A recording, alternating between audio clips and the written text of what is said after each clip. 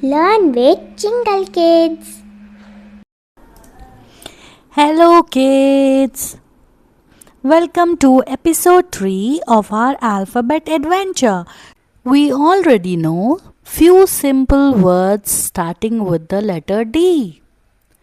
Today we are going to learn how to write the alphabet D.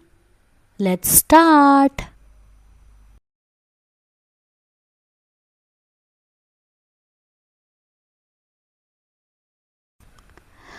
Start at the top.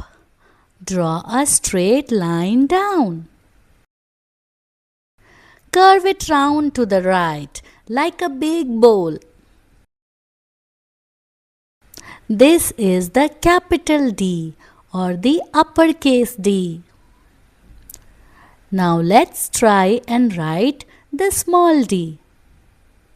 Start at the top and draw a straight line down.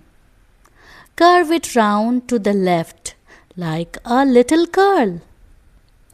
Bingo! That's small d or lowercase d. Practice makes perfect. Keep practicing. So guys, bye for now and subscribe to Jingle Kids India. See you next time.